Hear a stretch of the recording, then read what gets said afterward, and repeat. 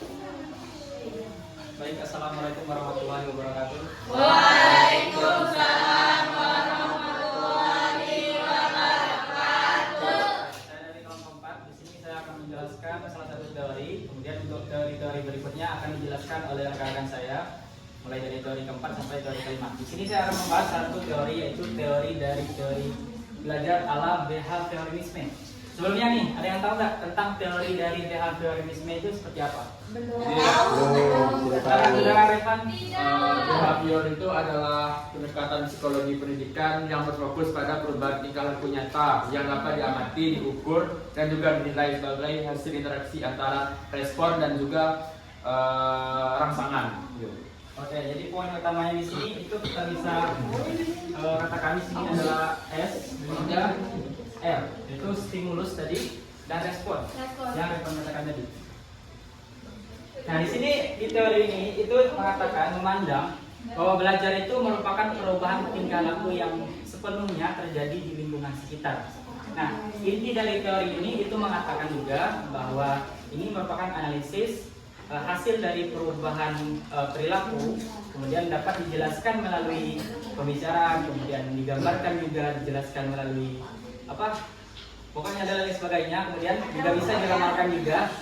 Kemudian dari teori ini juga itu memandang bahwa teori ini bersifat reaktif, yang mana setiap adanya suatu respon itu pasti ada sebelumnya itu stimulus. Setiap respon pasti ada stimulus yang diberikan kepadanya. Nah, di sini itu dikatakan bahwa seseorang yang belajar itu dianggap sudah belajar apabila dia sudah mampu menguasai perubahan perilaku yang dia miliki, atau mampu melakukan perubahan perilaku yang dia miliki di lingkungan sekitarnya.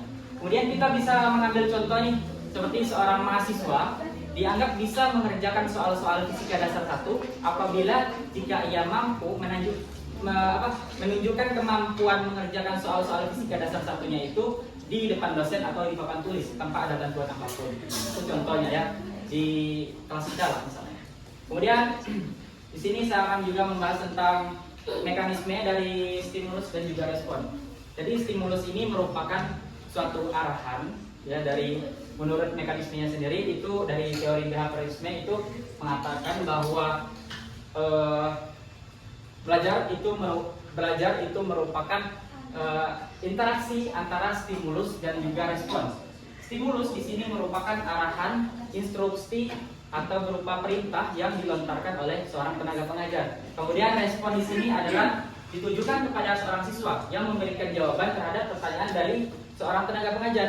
Jadi di sini konsepnya itu seperti contohnya di sini penggunaan media berbasis Kahoot lah misalnya kan. Kemudian di sini juga kayak saya memberikan suatu pertanyaan melewati fokus yang tertera di layar, di layar TV. Nah, kemudian di sana kan tertera itu pertanyaan-pertanyaan. Kemudian pertanyaan itu dijawab melalui HP masing-masing setiap mahasiswa. Jadi dari jawabannya itu tadi terserah mau pilih apa sesuai dengan jawabannya. Kemudian jawaban itu tadi itu merupakan respon. Sedangkan stimulusnya di sini itu berupa pertanyaan-pertanyaan tadi. Bisa dipahami ya sampai di sini? Bisa dipahami? Oke. Jadi untuk poin yang ketiga itu akan membahas tentang metode penguatan. Di sini dalam konsep teori dari behaviorisme itu dia menggunakan sistem yang bernama reinforcement. Artinya itu adalah penguatan ataupun kalau kita bisa bilang kayak ganjaran atau reward yang diberikan. Nah, kemudian dari teori ini penguatannya ini ditujukan agar terjalin hubungan antara stimulus dan juga responnya tadi ini agar berlangsung gitu. Dan kemudian dari keberlangsungan itu tadi akan terjadi hubungan yang erat antara misalnya kayak kita mempertanyakan kepada dosen atau dosen yang bertanya kepada mahasiswa, itu akan terjadinya hubungan yang erat. Kayak kita udah biasa lah sama dosen itu misalnya. Kemudian dari pembentukan perilaku. Nah, pembentukan perilaku ini dapat kita bentuk itu melalui kegiatan yang berulang-ulang atau yang sering kita lakukan seperti berjalan, kita meningkatkan otot misalnya ya. Kemudian dari pembentukan itu yang secara berulang-ulang diputar-putar terus akan menunjukkan suatu perilaku. Nah, kemudian dalam suatu pembelajaran ya, kesalahan dianggap suatu kesalahan itu dianggap suatu yang harus diperbaiki. Sedangkan keberhasilan itu dianggap sesuatu yang baik dan layak dipuji, kemudian layak diberi pengakuan. Kemudian di sini saya akan membahas lagi dari teori yang keempat tentang integrasi teknologi. Di era modern sekarang ini ya kan, kita perlu tahu bahwa penggunaan teknologi itu tidak hanya berbasis AI dan Canva, PowerPoint dan lain sebagainya, melainkan Canva dan juga Kahoot, Quizzes itu sebenarnya sudah berkolaborasi dengan AI. Jadi kita sangat mudah sekali atau simpel sekali dalam penggunaan Kahoot ataupun media pembelajaran lainnya, karena sudah dibantu oleh AI. Kemudian untuk penyajian materi dalam pembelajaran itu dapat disajikan melalui penjelasan melalui visualisasi yang dilakukan oleh tenaga pengajar ataupun dosen. Nah, melalui visualisasi tadi, yaitu berupa misalnya gambaran ya kan, ini gambaran materinya atau gambaran-gambaran lain, yang mana materi ini kemudian kita dapat lihat, kemudian kita dapat analisis dari materi ini, kemudian kita dapat jelaskan. Seperti itu ya kan semuanya? Semuanya kan tidak mungkin memahami sesuatu itu hanya dijelaskan dari mulut-mulut saja. Pasti hobi dalam melihat visualisasi atau gambar, ya kan? Nah, kemudian gambar itu kita analisis dan kita jelaskan, kemudian kita terangkan di forum misalnya. Seperti itu. Mungkin untuk kedepannya dari metode dari teori belajar ala behaviorisme ini tetap diterapkan untuk ke depan-depannya. Karena teori ini sangat berguna sekali agar keberlangsungan dari teori ini dapat berlanjut. Kemudian kita ambil contoh lagi dari stimulus tadi, kita ulang di sini. Untuk salah satu contoh penuntutnya di sini. Dari SD, SMP, SMA, kita sebenarnya udah terkait dengan teori ini, yaitu stimulus dan juga respon. Di TK kita juga pernah ditanyakan tentang apa angka ini, apa baca ini. Itu kan merupakan suatu stimulus pertanyaan dan responnya. Biarpun anak itu menjawab misalnya pertanyaannya itu apa baca ini tadi, kemudian dia jawab aku. Apa angka ini, dia jawab 2. Biarpun jawabannya salah, tapi itu merupakan suatu respon atau suatu teori yang bekerja di sana. Jadi mungkin hanya itu saja dari pemahaman dari teori ala behaviorisme. Saya Rodi Pasodik, terima kasih atas perhatiannya. Assalamualaikum warahmatullahi wabarakatuh.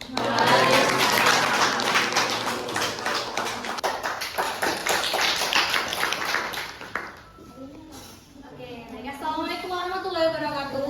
Waalaikumsalam warahmatullahi wabarakatuh. Selamat siang semuanya. Siap. Gimana nih, udah pada siap belum buat belajar siang hari ini? Siap. Siap, senang sekali ya. Oke, dan yang udah tahu belum materi kita pada siang ini apa? Belum. Oke, jadi hari ini kita akan belajar bagaimana cara manusia memahami informasi saat menggunakan teknologi berdasarkan teori kognitivisme. Sebelum mulai, Ibu mau tanya dulu nih, siapa yang lebih mudah memahami materi lewat video daripada membaca teks-teks panjang? Saya. Kenapa? Saya. Saya itu menurutnya ya. Kenapa bisa begitu? Karena lebih menarik dan juga tuh kalau kita baca teks panjang kan ngebosenin. Nah, sedangkan kalau di video itu tuh langsung ada visualisasinya, Bu. Ya, benar. Jadi, saat kita menerima informasi, otak kita itu tidak hanya menerima, tetapi mengolah dan menyimpannya di ingatan. Nah,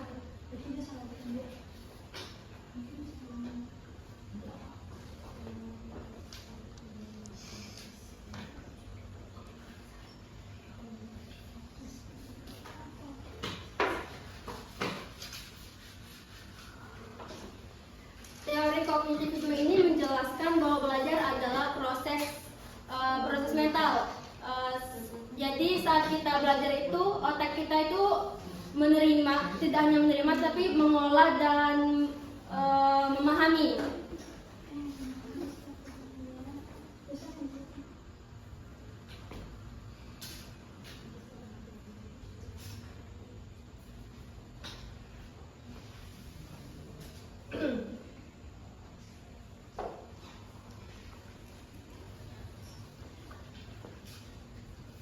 Belajar itu proses berpikir. Nah,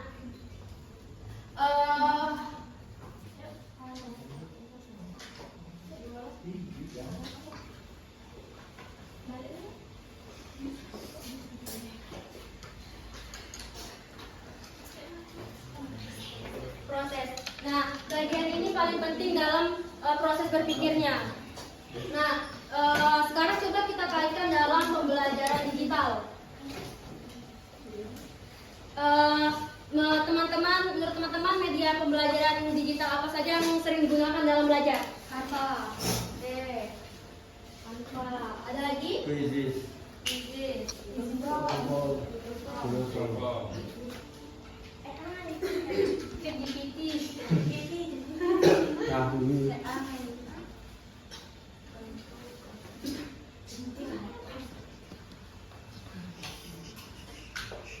Nah, media-media digital kalau teman-teman sebutkan tadi itu membantu proses berpikir, karena teknologi ini membantu kita lebih mudah memahami materi karena lebih jelas.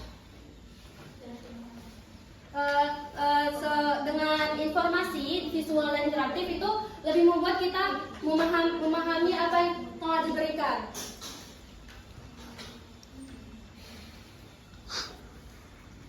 Ibu kasih contoh. Saat kita misalkan teman-teman kalau mau belajar tentang proses terjadinya hujan, itu lebih mudah menggunakan animasi atau deskriptif panjang. Animasi. Ya. Mengapa? Karena kalau kita kan semuanya sebagai seseorang itu kan punya individu dan ibaratnya itu punya hobi masing-masing. Ada yang hobi membaca. Tapi kalau saya yang ibaratnya itu kurang hobi membaca, itu lebih memilih menonton animasi itu karena lebih bisa menangkapnya gitu, lebih mudah. Kita cuma melihat. Kalau membaca itu harus membaca dan harus teliti, harus dibaca, dilihat juga. Itu menurut saya.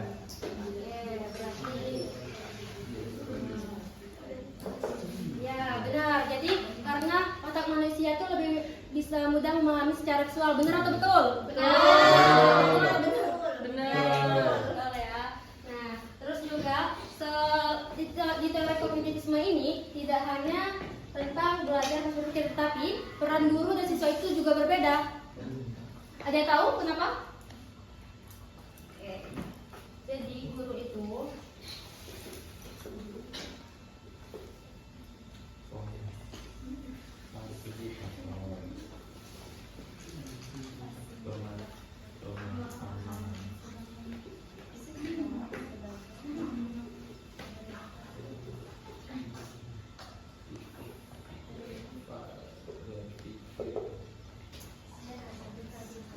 itu sebagai fasilitator pemahaman.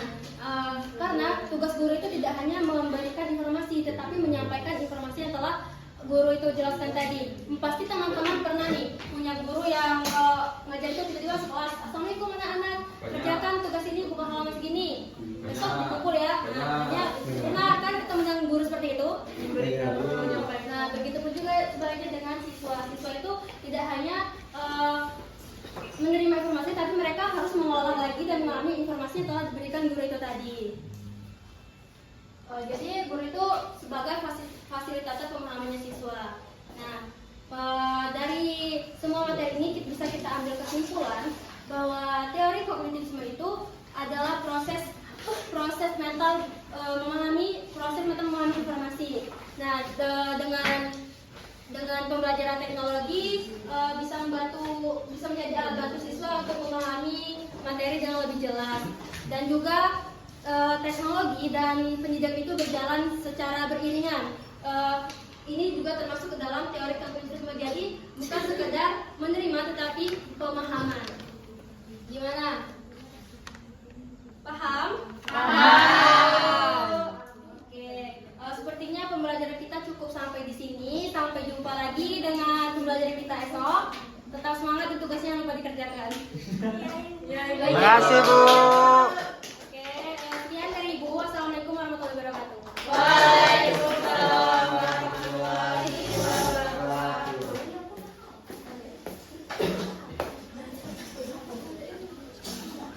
Baik, assalamualaikum warahmatullahi wabarakatuh.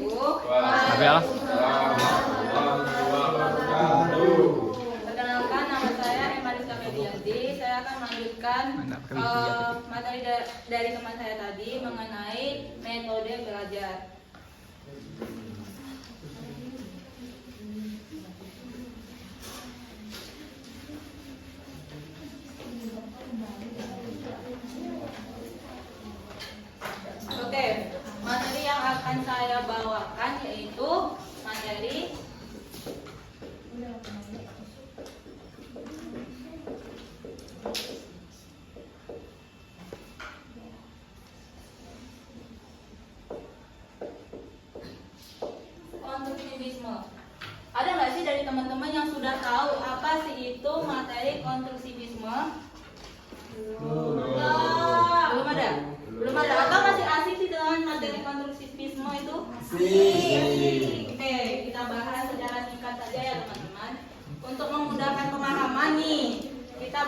menjadi 3 poin utama saja. Yang pertama yaitu menerima informasi.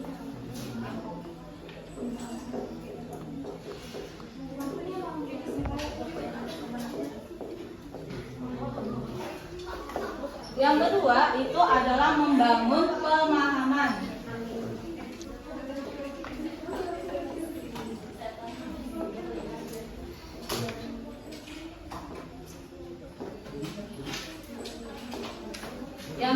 Yang ketiga itu adalah mengaitkan pemahaman itu tadi ke pengalaman.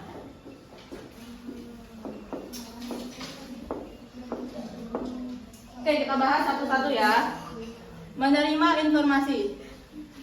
Kira-kira dari mana saja kita bisa mendapatkan informasi, teman-teman? Media sosial, internet, buku, koran, dari teman-teman.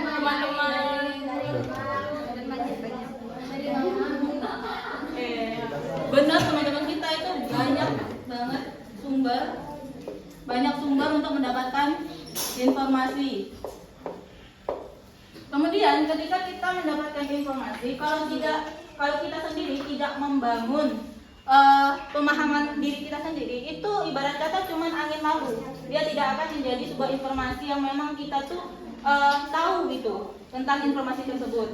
Misal, kalau teman-teman biasa mengukur suatu benda itu menggunakan penggaris, kemudian ada nih teman dari kita semua itu bilang kalau ada sih alat ukur yang lain kayak jangka sorong gitu kan, yang lebih akurat gitu. Nah, kalau umpamanya teman-teman nggak mencari info lebih lanjut mengenai jangka sorong, itu teman-teman ibaratnya cuma tahu oh ternyata ada alat ukur yang lebih presisi yaitu jangka sorong. Cuman tahu sebatas itu saja. Kemudian setelah mendapatkan informasi, kita perlu membangun yang namanya pemahaman. Gimana sih sebenarnya cara kita untuk membangun pemahaman itu? Ada nggak sih teman-teman yang tahu? Tolong dong dibantu. Boleh, Iza? Menurut saya sih, saya pribadi menurut saya itu kayak kita harus ada rasa ingin tahu. Seperti kita tadi belajar fisika dasar, teori-teori yang ibu jelaskan mungkin kita kurang paham. Jadi kita harus mencari lagi gitu. Kita riset lagi, kita belajar lagi. Jadi rasa ingin tahu kita berdampak gitu. Jadi banyak ilmu baru yang kita temukan. Terima kasih ya Kiza udah bantu. Untuk membangun pemahaman, benar sekali kata saudari Kiza tadi. Yang pertama kita butuh rasa ingin tahu. Ya, kepo. Rasa ingin tahu. Dibanding kepo, ibaratnya tadi kayak jangka sorong tadi ya misalnya. Kalau umpamanya kita nggak kepo, kita nggak akan tahu. Kita nggak akan mencari informasi yang lebih lanjut kan. Ya, kita kan tertarik. Jadi kita hanya tahu oh jangka sorong itu juga alat ukur gitu kan. Terus yang kedua, mencari informasi.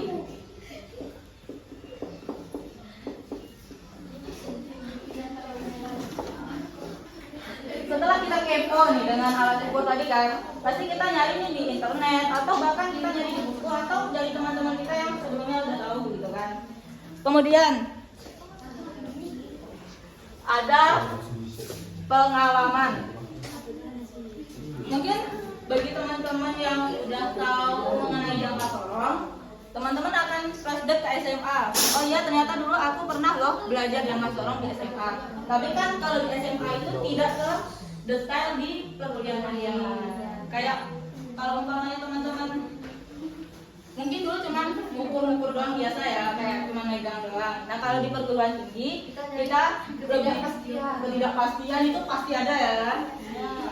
Terus kalau kita misalnya kita nggak ada pengalaman di SMA, kita nggak pernah ketemu sama jangka sorong gitu kan. Kita bisa pakai bantuan orang lain. Sejatinya manusia adalah makhluk sosial. Jadi kita bisa pakai guru, dosen, kadang kita tuh lebih dekat dengan teman kita sendiri. Ada teman, itu paling pasti. Karena cutting itu sudah pasti melewati fase itu ya. jadi sudah punya pengalaman. Jadi dari materi ini bisa kita simpulkan kalau teori konstruktivisme itu adalah proses seseorang yang menerima informasi, kemudian seseorang tersebut berusaha untuk membangun pemahamannya melalui pengalaman-pengalaman. Sekian presentasi dari saya. Ya, mohon maaf jika ada kesalahan. Saya akhiri. Wassalamualaikum warahmatullahi wabarakatuh.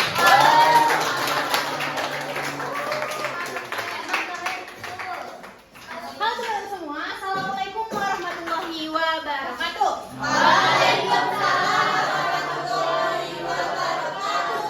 Jadi tadi udah dikasih tahu berapa teori coba. Yang pertama tadi apa aja? Berhasil. Yang kedua, kognitivisme. Yang ketiga, konstruktivisme. Oke, ini mau masuk ke teori keempat. Cuman sebelum itu aku mau nanya.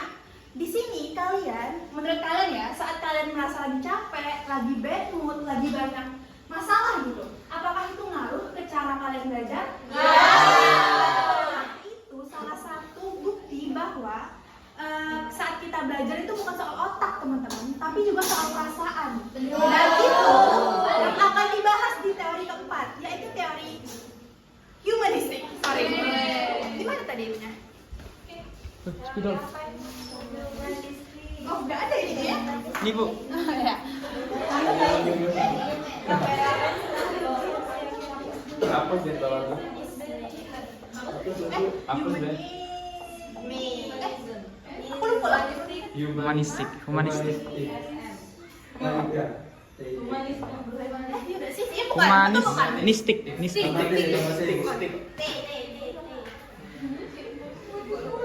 Ya, lupa saya.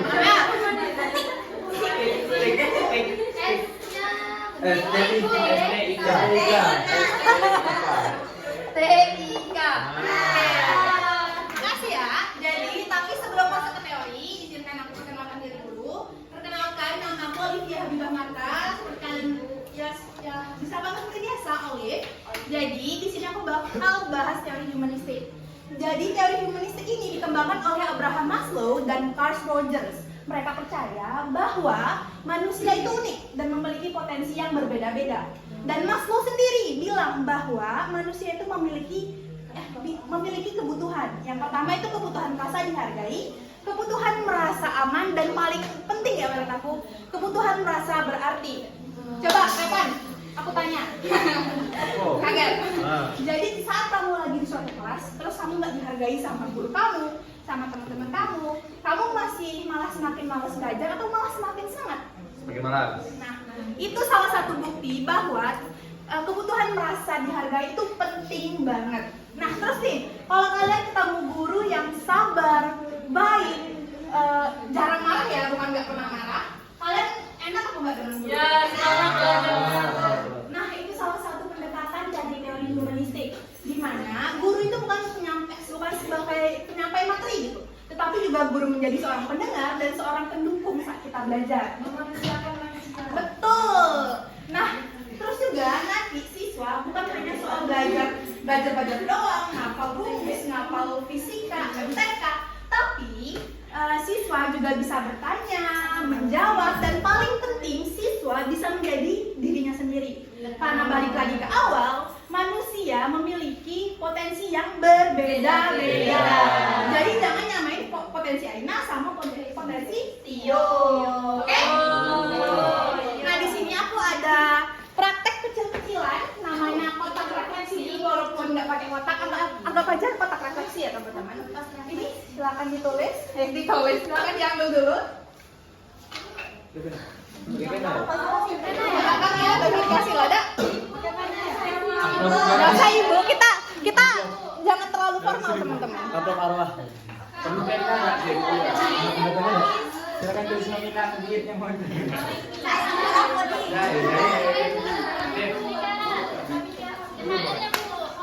Nanti RTHR nggak ada gaji. Film. Kosong. Udah dapat semua? Nah, di situ kalian boleh tulis nama kalian atau nama-nama yang lucu pun boleh, atau no name juga nggak masalah.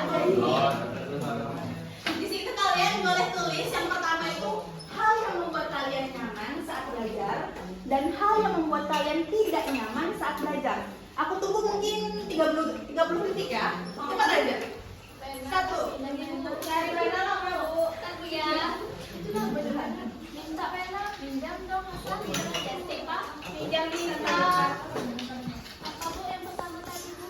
Hal yang membuat nyaman dan hal yang membuat tidak nyaman saat belajar. Bu. Bu ini Bu.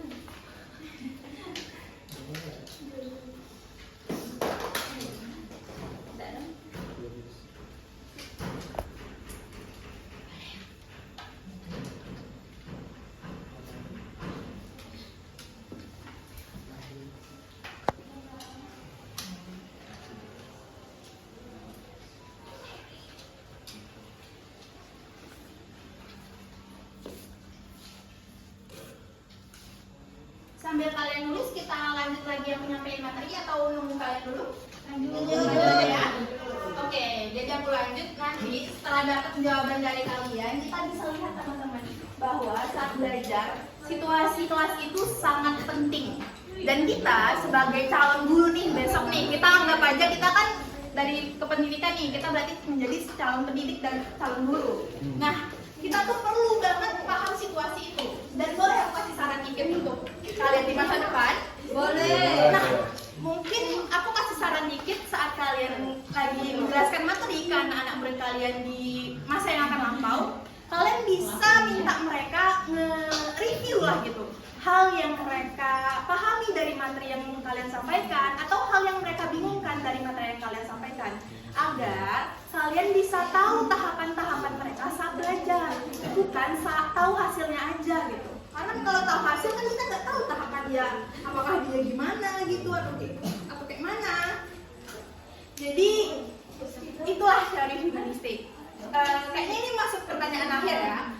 Saat kalian merasa dihargai dan kalian merasa didengar, apakah kalian semakin percaya diri? Iya. Nah, itu tujuan dari teori humanistik. Di mana kita dibimbing bukan secara akademis doang, tetapi juga secara pribadi. Baik, terima kasih. Kayaknya cukup itu penyampaian dari saya. Terima kasih atas partisipasinya, atas waktunya. Nanti kertasnya saya ambil pas itu. Saya ucapkan terima kasih. So, I conclude. Wassalamualaikum warahmatullahi wabarakatuh.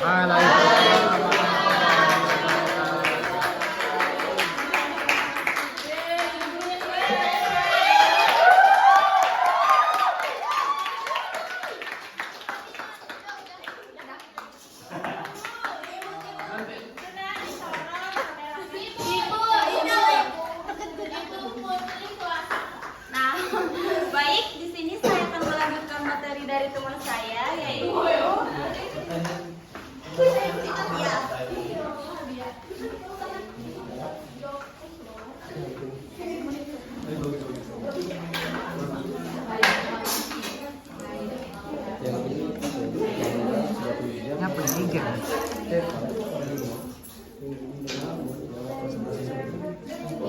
Nah, di sini materinya mengenai pembelajaran digital. Di sini terlebih dahulu saya ingin memperkenalkan nama saya. Nama saya Putri Teresa Simbolon. Nah, ke materi ini pembelajaran digital. Ada nggak yang tahu di sini pengertian pembelajaran digital itu apa? Yang menggunakan handphone, teknologi digital. Jadi tempat yang digunakan pembelajaran menggunakan teknologi. Oke. Dan ini suatu alat bantu pembelajaran, alat bantu belajar yang dapat meningkatkan pemahaman siswa maupun mahasiswa, yang dimana dasarnya merupakan alat yang berbasis teknologi, khususnya digital. Ya, benar sekali. Namanya siapa? Tio. Terima kasih, Tio. Iya. Nah, di sini saya mempunyai tujuan dari pembelajaran digital. Yang pertama,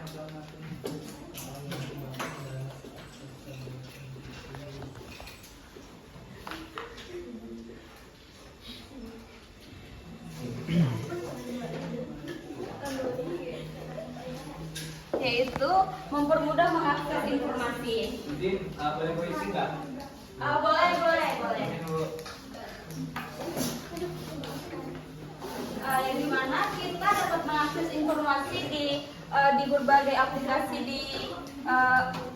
di handphone. Misalnya kita mencari di aplikasi Google dan di Safari dan sebagainya lainnya.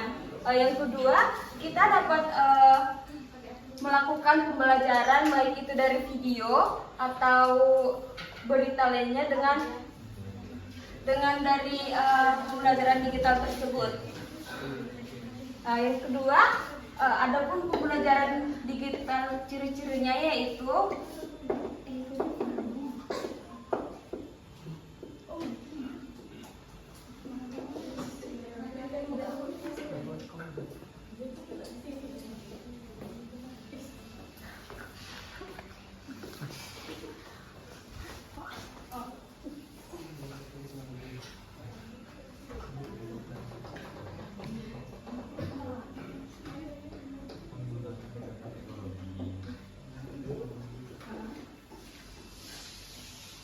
ciri-ciri pembelajaran digital itu tentunya harus mempunyai contoh teknologi seperti handphone, laptop, komputer. Di sini sampean tidak ada handphone atau laptop? Ada. Laptop deh. Ada. Komputer. Tablet ada ya?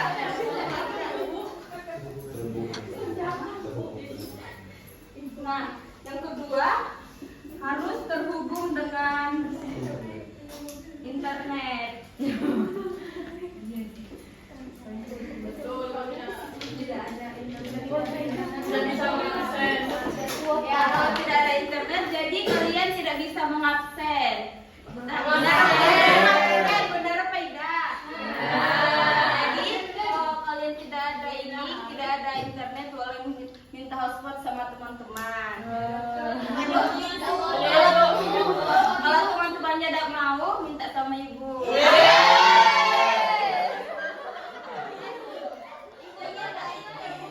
Nah, di sini ada contoh pembelajaran digital. Ada yang tahu tak? Contoh pembelajaran digital ya? Simulasi. Ini contohnya ini.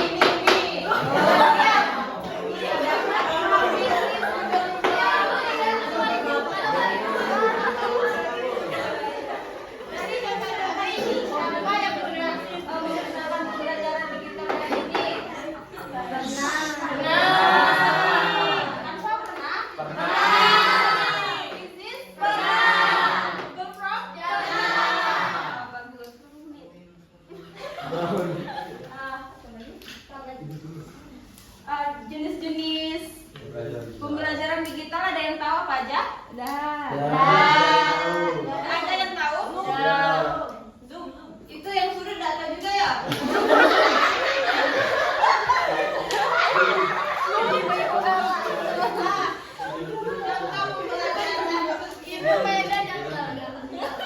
Contohnya itu learning. Ada yang tahu?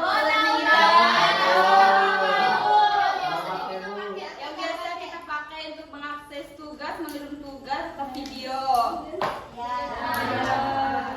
Terus apa? Yang kedua ada blended learning. Tahu dah itu apa? Jadi tadi itu di GPT kan ini pembelajaran digital. Saya buka handphone kalian dari apa itu artinya? Gak ada apa Bu. Sekarang kita masuk ke kelebihan dan kekurangan pembelajaran digital. Ada yang tahu? Kelebihan dan kekurangan. Yang pertama kelebihan. Siapa yang tahu? Praktis, fleksibel. Siapa lagi? Mempermudah. Siapa lagi? Itu apa lagi? Tahu? Itu yang bikin siapa yang tahu?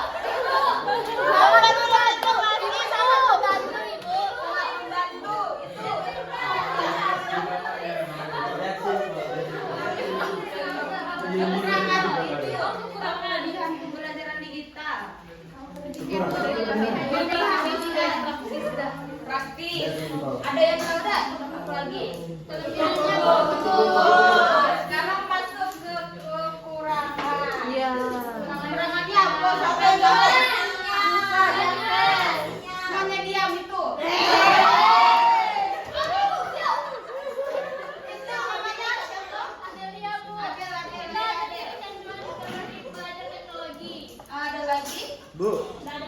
kurang memahami.